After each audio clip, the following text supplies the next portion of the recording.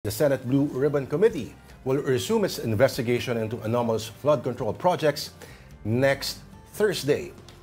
Again, this will be led by Senator Ping Lacson, who recently replaced Senator Rodante Marcoleta as chair of the powerful panel.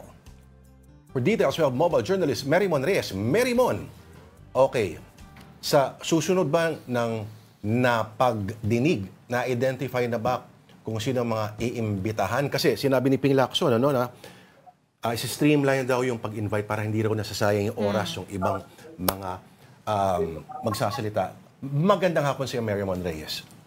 Magandang hapon, Lord Denise. Tama yan. Ipa-prioritize or ayusin na ng Blue Ribbon Committee yung prioritization ng mga resource persons na iimbitahan sa susunod na pagdinig ngayong Thursday next week at yung mga susunod pang hearing ng Blue Ribbon Committee. Pero ang sigurado dyan na ngayong Thursday next week, iimbitahan itong si former Bulacan 1st District ADE Bryce Hernandez. Kasama na rin yung BGC Boys or yung Bulacan Group of Contractors para nga sa pagpapaliwanag pa nila and yung ongoing na investigasyon ng komite tungkol dito sa issue ng anomalya sa flood control projects. Bukod sa kanila, inaasahan din na pinapasabpina ni Senator Ping yung operator ng CCTV dito sa Senado, maging itong si Mina ng WJ Construction na sinabi ni Hernandez sa isang pagdinig ng Kamara, pumunta daw dito sa Senado para raw magpadala ng obligasyon sa isang senador. At kinonfirm din ni Senator Ping, meron nga raw CCTV footage na pinapakitang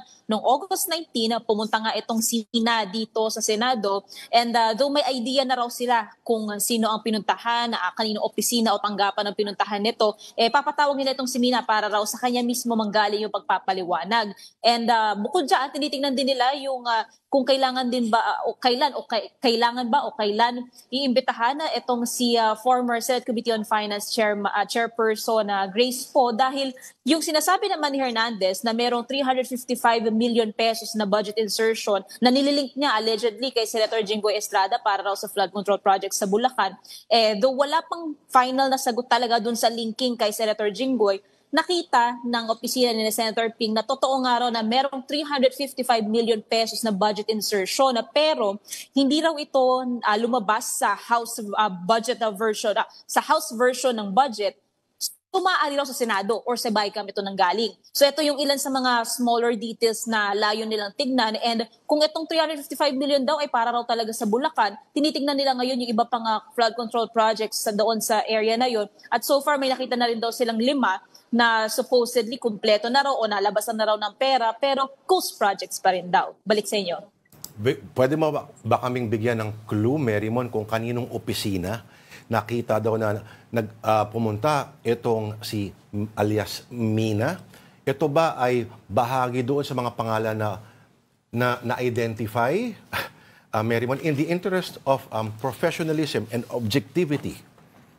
Lord, bukas na bukas yung tenga natin kanina na nakikinig even sa smaller details na maaaring masabi na Senator Ping, pero wala siyang natukoy or wala siyang binigay na definition kung kanina, pero ang nasabi niya may idea na nga raw sila. And pero patungkol doon sa CCTV footage, hindi pa raw kasi nila nabubusisi talaga ng maayos ito. Pero as part of the verification process din daw, kaya ang ipapasabi na rin nila yung CCTV operator para raw ma-verify kung totoo nga ba yung oras, yung araw na to, and sino nga ba ang pinuntahang opisina para raw mas tama yung factual na ebidensya. Kasi yung sinasabi ni Senator Ping, dito sa pagrorolyo ng Blue Ribbon Committee, wala raw silang sasantuhin basta't may resibo. Nako, matindi yan. Merymon, siguro naman humupa na yung tension sa yung mga nangyari kagabi, no? Beyond doon sa mga nakita natin sa mga video, meron pa ba tayo, may gusto ka bang ikwento sa amin na hindi natin nakita? Actually, Lord Denise, nung nagkaroon ng initan, nung kine-question ng ilang mga senador, yung custody ni ADE Bryce Hernandez, si Senator Marcoleta, sinabi niya na wala raw ba ng jurisdiction yung Blue Ribbon Committee o yung Senado. Oo.